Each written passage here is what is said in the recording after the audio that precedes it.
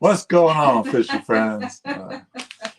This is the final fishing report of the evening, and we're finishing strong with our good friend Stephen Kambotrout Kambouris. But before we get into that, just some quick news. The Fishing Channel will be at the Pasadena Sport Fishing Expo on February 18th and 19th. For everyone that we met at the Kent Island Fishing Show, such a pleasure to meet you guys, but I'm looking forward to meeting even more people at the Pasadena Sport Fishing Expo. That's it for the news. Let's bring them in. What's going on, Kambo? How are you, sir? I'm doing pretty good, man. They're working me too much, and I have enough time on the water. But other than that, I'm doing all right, man. Well, let's not go any further than to recognize your new set behind you. I got something I'm working on back here. We'll see where it goes with time. I've still got some work to do, but yeah, I'm working. Okay, well, I like the backdrop. That looks like a bone underneath the. Looks like a giant cow leg. I got to figure out a way to brand that. I got to figure out a way to work at a giant cow bone. Oh, those are branches. Those are branches. Yes, they are. I was like, all right, you're going a little bit of surf and turf there. Okay. Well, how are you tonight, sir? All in all, dude, I'm doing pretty good. I'm not going to lie. It's going to be an early bedtime for me tonight, but I'm good. I'm good to go. Hey, nothing wrong with that. Says infamous Rashawn says, Steve, fix your camera. This camera looks good. Well, he wants me to find a good static position for a stand with this, and I'm working on that. He knows I'm holding my phone right now, and he's rightfully giving me crap about it. Yeah, well, that's what your best friend will do for you. Yep.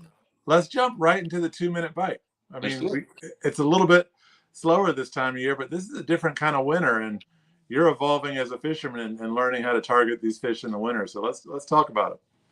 Yeah. So I guess the point I'll make right up front, folks, like Saturday, Friday, we got some cold weather rolling in. However, if you look at the forecast beyond that, most of those days from what I've seen, you're looking at highs in the low 50s. That is very, very, very much warm enough to go out there and do snakehead fishing.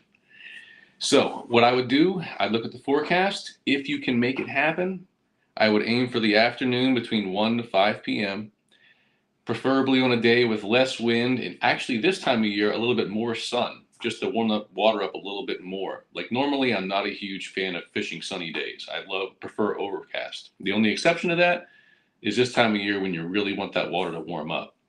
But go out there with your MEP spinners, your inline spinners, your chatterbaits, your spinner baits. And if you're of that persuasion like me and you don't mind having some floats out there too to see if they're going to pull down a minnow, have those too if you really want to maximize your chances. But it's not just me. I've seen folks out there now. They've been catching them like on crappie jigs, fishing for perch. That's just one way they've been caught, but I have seen it happening out there. Carl Avery, to name one guy out there. I know he got out recently because I saw on shore he had 6 or 7 snakehead laid out. So if y'all want to chase snakehead, you have the time, pick those afternoons and go get them. So you're saying MEPS, you're talking artificial. Yeah. That seems kind of new, isn't it? Like for this time of year? It is. From my memory, yes. Once you hit February, even most of January, you want to get snakeheads from my memory, and I'm not a big snakehead guy. Mm-hmm. I'm looking to change that soon. You had to put a minnow under a bobber. Yeah, I mean, a lot of times you have had to do that, but most other years it's been a lot colder than this year, and that's really what it all comes down to. That time, if y'all saw my video for January snakehead, I got out on January 5th. Initial measurement when I got in the water for water temperature was 58 degrees. 58 degrees is that's excellent water temperature to fish artificials, especially subsurface for snakehead. So I always kind of put a caveat when someone asks me like when to fish for them and how to fish for them during the winter. It really comes down to the conditions, and this winter is a mild one so far. I mean, knock on wood, but it's a mild one. You can definitely still fish artificials right now. That's awesome. Don't want to get too much further without showing the prize for question of the night, which our friend Kambotrout will decide. This is a brand new product from Old School Tackle Company, something I'm pretty excited about. And I think I'm going to let the expert here tell me if he thinks it'll be effective.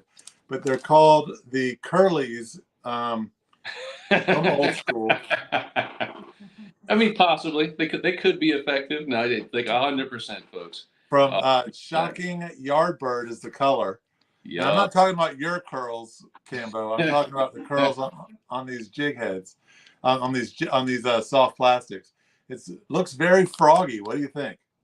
I love those things, like especially on a good subsurface bite day, especially when I'm fishing around timber, submerged timber. I'll put those things on a weighted swim bait hook, 4/0, 5/0, anywhere between about eighth to about quarter ounce. The bottom line is the way I like to fish them is I like to be able to bump them off structure. So that's one time I don't mind coming in contact with the bottom because you'll hit the bottom with it, do a quick kind of flick of the wrist, especially if you feel like something like weeds are hanging onto your lure. A lot of times that's the trigger for that strike. But yeah, those curly tail frogs, yeah, they will catch fish. They will certainly catch fish. Well, guys, bring your questions in. We're going to talk a little bit about some scientific stuff tonight about snakehead, but bring the questions in because we always prefer your questions to mine. Anyways, Lady C's questions are better than everyone's questions, but here's how it goes. Lady C, your questions, and then mine are somewhere down here under the table. So, but yeah, let's talk about that real quick. So I wanted to talk to you tonight about this kind of dichotomy of two ecosystems, right? Yeah. If you drive over there to Blackwater on the eastern shore of Maryland, for those of you who aren't in this area, so you've got Blackwater, the eastern shore and the western shore divided by the Chesapeake Bay. Mm-hmm. On the eastern side, you have Blackwater Wildlife Refuge, which is a huge haven and target for people to go snakehead fishing. And if you talk to people like that over there, they'll tell you that snakehead have decimated the largemouth bass population. They say the only ones left are the big ones because the snakehead can't eat them. The perch population. What else? The frogs are, they said you used to be able to hear frogs at night. Said you can't anymore. So that's Blackwater. Now over in the Potomac, you hear a very different story. You hear people say either that snakehead do not have the same effect. They, you don't have to keep your human babies away from the shoreline because they won't come and eat them. But some people will even say that introducing snakehead as an apex predator has caused other predator fish to kind of kick it into gear and actually has helped those populations. What say you? So a few points. Let's hit them kind of in sequence here. I'll try to anyway. So point number one, I would differ with a lot of people in terms of the degree of impact that has been seen on the eastern shore. Now, would I say that the impact of snakehead on the eastern shore, like the Dorchester, Blackwater area, has been higher or seems to be higher than anywhere else that I've seen? Definitely. I 100% agree there. Do I think they've had a big effect on perch and crappie? There's a lot of factors out there to consider, but I would say yes, I do. At least, more so than anything else because, well, actually, I'll get back to that tangent. I would differ on the bass too, and to a degree on the frogs, because folks can go on my videos right now. A lot of them are in Blackwater. You can hear frogs on my camera. I catch bass all the time out there, small, medium, and large. That's not a voiceover. You don't go and find like frog noises. I'll go live on the water next time. How's that?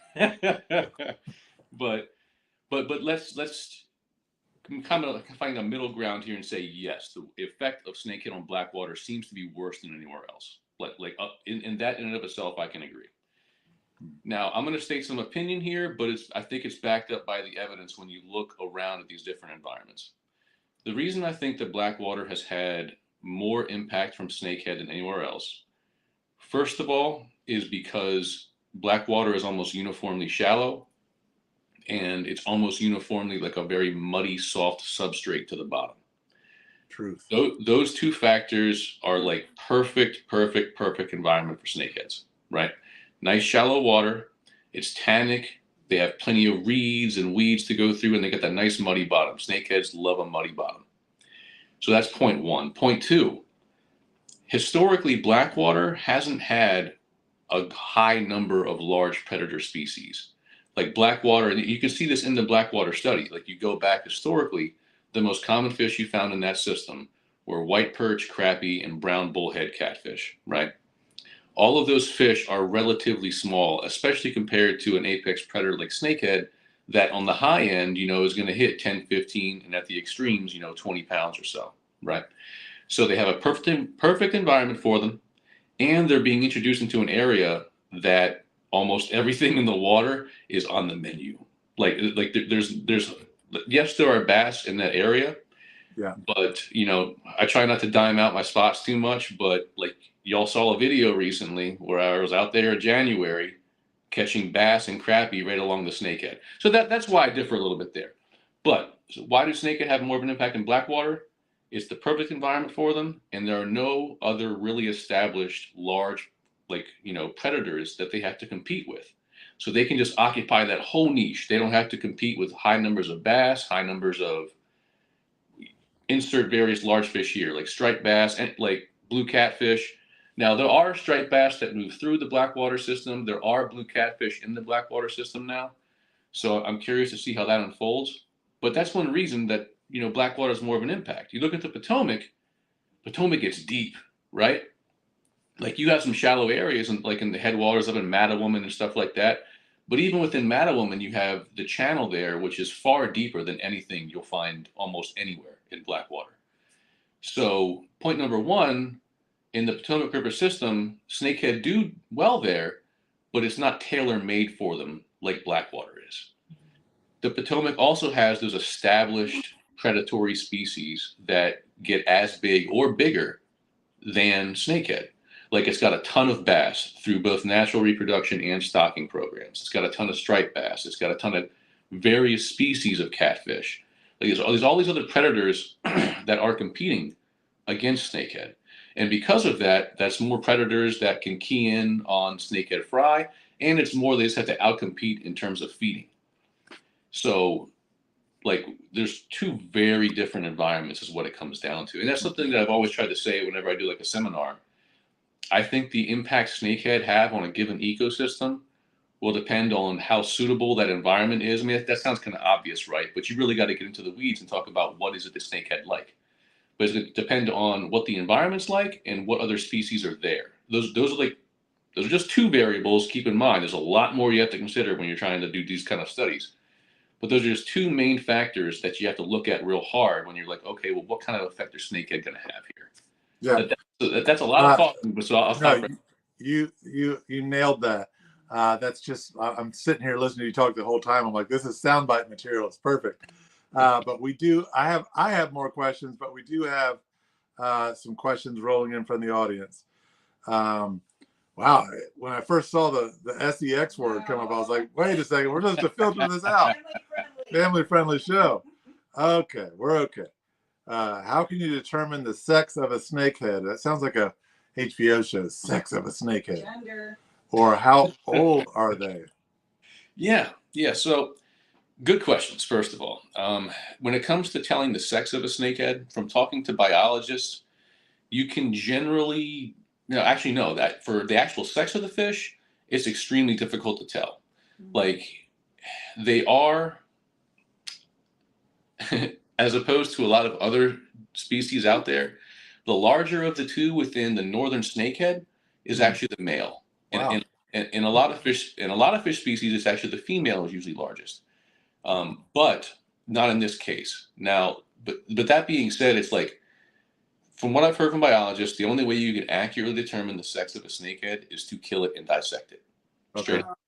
It's like I feel like I've seen bigger heads and generally higher top end weight and size for males in the species, but even then I've caught, like 10 plus pound females. Mm. So, it's a real toss up for that. Now, the second part of the question was how old are they? Well, look up the word otolith, right? So Otolith. That's how biologists generally, not exclusively, I don't think, but generally tell the age of a fish. And essentially, you can almost look at it, and this is not how it's done. I don't want to like completely oversimplify this, but you can almost think about it like counting the rings on a tree from like a slice, of a tree. It's kind of similar to that, but it's not exactly what it is. So look it up. I don't want to oversimplify the science. The biologists are going to be at home like, what are you doing? Like, it's like, go check that out for yourself. There's much smarter people than me who could describe to you the process of aging a fish. Well, David knows how to ask a question. He's a TFC vet. Right on. He knows his stuff. Brian Rimmel Sr. asked, when you're posting videos, how concerned are you about spot burning? I've noticed you have blurred some backgrounds, and other times it's pretty obvious. And other times it's been pretty obvious where you're at. All right, Brian. Yeah. No, that's a great question. I'm really glad you asked it because, I mean, this is one of those kind of contentious topics, well, if it's public, everyone should be able to go there. And I get that, right? So it's like at the end of the day, when I started my channel, what I wanted to do was like maybe not give the exact name, but leave enough clues in the video so that if somebody was motivated, they could watch that video and find it. Because like my rationale was if someone's willing to put in the work, they'll probably also put in the work to take care of the area, right? Because that's the biggest issue that I'm trying to avoid is I don't want to have my channel be the reason an area gets trashed, right? And unfortunately, like when you put the word out, put the camera on that one. Yep, it's like unfortunately when you put the word out, a little bit too loudly, and think about just the most blown up places that you can possibly think of, like over here in like Baltimore County, there's areas of Loch Raven, like below the little dam, that I've seen that area go so far downhill over the years, and that's because too many people go there. There's fishing line and trash everywhere. They keep everything they catch. And it's like a lot of these areas I go to on the Eastern Shore are beautiful, beautiful, pristine areas. And like, I don't want to be the reason one of those areas gets trashed, why it gets fished out. So it's like, I'll make videos about the tools that I use to find fishing spots. And like, that's the way that I try to approach it, is that I try to give people the tools they need to find their own spots. Like I'll say, hey, use Google Earth, use the historical program within there to scale back through years and find different structure. Or check out FishBrain. Like FishBrain is like a spot burning machine. However, like there is a big part of me that's like, we are a community and I do want to help everybody out there have a good time on the water.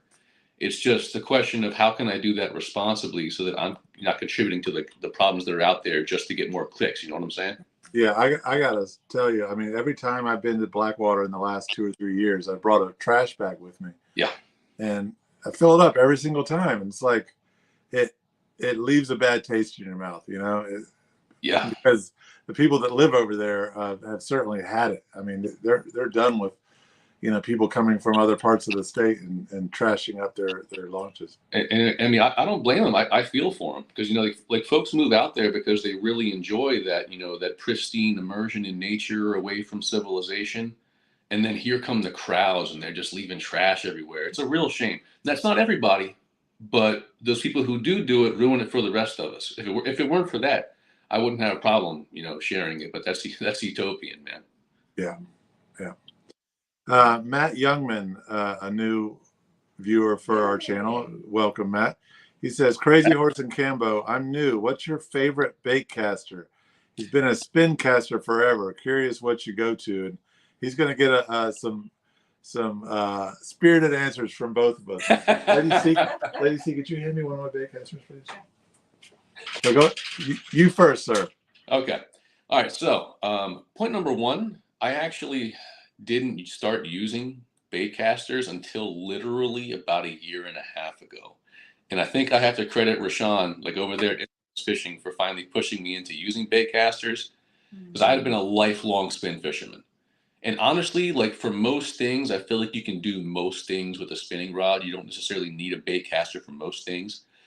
But well, I'll also tell you this: I have way more fun throwing a bait caster, and it's like I don't know if it's because it requires me to be more engaged with the function of my reel, like using my thumb and paying attention to smaller details like that, or it could just be the really nifty sound that those DC reels make. When you're slinging it out there. Yep, I love that sound. But as far as what I would recommend, I'm a beginner in there, so I'm not the best person to answer. My two reels right now are a Shimano Corrado and a Shimano SLX DC. I love both reels. The Corrado is a step up from the SLX in terms of construction, pretty much across all, different metrics. But you can drop a lot of money really quickly on a baitcaster reel. So beyond what's our favorite, like we can give these answers as if there's no price, as if there's no price ceiling here, but our answers will be somewhat shaped by whatever your budget is you're looking to spend. Well, I have a price ceiling, so I do too. so my favorite is very much based on my price ceiling, and my favorite is this Abu Garcia Revo X, and that's because it's an inshore saltwater fishing reel. And if you notice, a little shameless plug, it's got the old school, the GI jig, and the high octane custom baits torpedo spin on it. Yeah. But I want to bring that up for an important reason. Is that's about the lightest thing that I'll throw with a bait caster. Yeah. You don't want to go throw into really light baits with a bait caster. It's just not going to be a good experience. But I will say for snakehead fishing, like I don't do it a lot, but man, I mean, if I did it more often, I would always bring a bait caster. For this reason in particular, they're more accurate. Like if you get it dialed in correctly, and Cambo, you can talk a little bit about that as well. A bait caster is so much fun. I laughed inside of myself when you said it's so much fun, because I'm like, it is fun if you have it dialed in correctly. 100%. If it's not dialed in correctly, then you're going to be picking out bird's nest all day. But I think they are deadly accurate if dialed in correctly.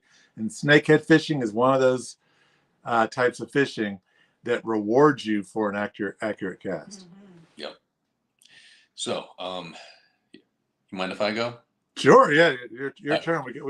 So like Grant's point about tuning in a bait caster is so crucial. So crucial.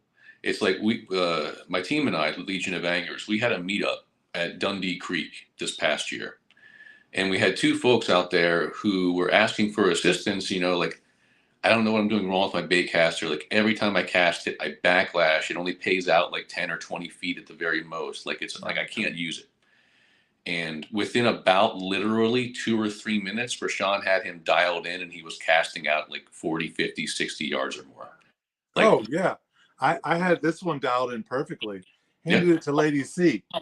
Very first time using a bait caster. She threw it 30, 40 feet, like no bird's nest, no backlash, no issues at all. Like she's probably thinking, what's the big deal? Yep. She had zero issues. But yeah, you're welcome, Matt. Yeah, I don't know. I every time I use a bait caster, I'm thinking, man, next time I go snakehead fishing, I'm leaving the spinning stuff at home.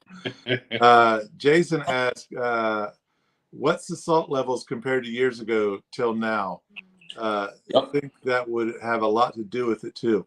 Well, and this is another great point, and I'm glad you said it, Jason. And this is where like I don't discount impact in Blackwater. Like where I get into like the discussion about it is okay, what level of impact and from what causes. And what Jason's talking about, if you look at old satellite photos of Blackwater, the area that we're talking about right now, just go back 2-3 decades. It's radically different. Like Blackwater used to be more of kind of a warren of like canals or like smaller pathways of water. Now we have what I refer to as kind of lake blackwater, which is like, and it keeps growing. And you see all these dead trees along the shoreline. What that's from is saltwater intrusion. It's like some people say like the eastern shore of Maryland is sinking. Either way, the salt water is making it into not only the standing water, but the aquifers that are underneath of the landmass. And that's bringing more and more and more and more salt into the Blackwater system. So like that's just one more factor. It's like that's why I say it's so hard when you're trying to diagnose impact with these studies. You have to account for changes in commercial fishing and fishing pressure. You have to account for changes in saltwater levels, dissolved oxygen, various forms of runoff, ammonia, nitrogen, like other fish species that are moving through, declines in these other fish stocks. Like, is that decline being seen here? Is it being seen elsewhere? And then you're looking at, okay, at what points in time was it associated with rainfall? Like, there's so many factors, and I'm smart enough to be dangerous talking about a lot of this stuff. But these biologists out there have to account for so much when they do these studies. So, like I said, it's like I believe that snakehead are having an outsized impact in Blackwater relative to anywhere else. I don't take it quite as far as some others. I don't think it's quite that level. But good question, Jason. We got it. We're going to have to do some rapid fire to get everyone's question in from now until 8:30. We may go a minute or two past that, but guys, Kambo's got to get some sleep. Robert Figliozzi says, when deciding to eat a snakehead, how do you deal with the parasites? Yeah. So point number one is that the parasites you see in there, the DNR has checked them out, and they say that as long as you fully cook a snakehead, you have nothing to worry about. It's just a little bit of extra protein in the meat. That said, what do I do with them? I cut them out. And but there is a limit. Like every once in a while, you get a snakehead that's just absolutely riddled with worms. When you get those, I wouldn't eat that. That's not a healthy fish. But you put them in the crab pots behind your house, right? You're darn right. You're darn right. Or feed the foxes or raccoons, whatever you do, right? Yeah. But I just cut them out because if I ever, this is another funny thing. It's like you can actually cook snakehead whole, and a lot of the Asian, like native range recipes call for that. I don't do it because if my family and my wife or kids ever crack open that snakehead and find a worm, I'll never get into these snakehead. You wouldn't. All right, rapid fire. Next one. All right, Michelle, I've got a question for Lady C. How about we get together this year and pink slay some snakeheads? I think you guys absolutely should. Yeah. She says, let's do it. Next question. Oh, man. Got another one? Yeah, hold on. Oh, here we go. Last one. Last one. Justin Burns asks, what is the magic temperature to get the snakehead bite going in the winter? And do you need a few days in a row at this temp to get them biting? Good question. Very good question. So the magic temperature for me, and honestly, I think we need a lot more data on this. We need a lot more fishermen out there taking temperature readings and, recording that in their journals so we can get a better idea. Yeah, it's interesting because for striped bass on the bay, everyone knows it. It's 52 degrees. Yep. But this game is still new. It's still new, still evolving. So I would say for me, it's going to be low 50s because like low 50s, then it becomes worth it for me to make an Eastern Shore trip in the middle of winter because I know that my chances at that point are at least pretty high of pulling like 2 or 3 snakehead out that day. So yeah, I aim for low 50s, and yes, it's difficult to monitor. I haven't found a lot of great water monitors over there on the Eastern Shore. Maybe I just haven't found them, but definitely aim for that second or third day in the warming trend. What's special about Blackwater is that it has a dark bottom, and like I said, it's almost uniformly shallow. So while it can cool off quickly, it can also get warm very quickly. And that's why I tend to make, if I want to do winter fishing for snakehead, I tend to make the run out there because it doesn't have the deep, deep, deep water for those snakehead to retreat to, because there's some evidence that during the winter, a lot of snakehead will move to deeper water, makes them a lot more difficult to catch. Okay. Well, that is it for us. Jordan added that he caught 3 on Tuesday. Yep. 39 degrees in the rain. I'm not sure whether I'm more impressed by that or the fact that he knows how to make that little degree symbol. That's it. I have to copy and paste it every time I want to use it. Pretty good stuff. We got one more question. You want to get it in there? It's up to Yeah, Kim, though, 'cause we're pushing time. Yeah, it's up to you. You want to do one more question? Yeah, go for it. All right. Dave Barnes asks, when fishing the cold on a kayak, what do you recommend to wear? A dry suit? I do, but the question's not for me.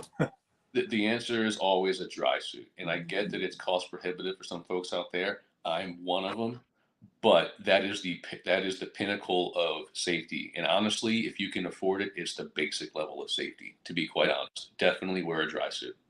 Yeah, I mean, especially Blackwater. Some of these spots are a long way away from your ramp. If you were to go in the water, and even if you get out, that's a long time to be cold. Headed back. I believe in, a lot of things have been quoted tonight without being 100% sure on them. But I believe if you add the air temperature and the water temperature, it needs to be over 110 degrees. If it's below that number, you need to have a dry suit on. Yeah, I've even heard 120, but yeah, I've heard roughly the same thing. Yeah. Yep. So, man, they made it hard on you tonight. There's some really good questions. I have a fast answer this time. You got a fast answer? I don't have to do a drum roll? Yeah, I mean, he came in at the end and just ran away with it. I had a different answer almost the whole time, but Justin Burns took it. Justin Burns took it with or Dave Burns? Justin. Okay, Justin with the magic temperature. Yep, there you go. So, what is the magic temperature to get the snakehead to bite going in the winter? And do you need a few days in a row to get them biting? For that, Justin, you win the Old School Tackle Company Curly's Shocking Yardbird. Congrats, Justin. Reach out to us at admin@thefishingchannel.net. That's our email, or you can message us on Facebook at The Fishing Channel. And we need your address so we can send you the prize. But congratulations. Kambo, thank you so much for sticking with us, even though you're exhausted. Do you still have to tuck the kids in, or are they already out? I mean, I'm sure they're somewhere violating my house in some way right now. I'll have to go find out what way it is tonight. Got it. Well, thanks everyone. Your questions were amazing. Kambo, we appreciate you sticking through it, and we will see everyone on Tuesday night for the Crazy Horse Fishing Hour. Thanks, everybody. All right. Thanks, y'all. Take care.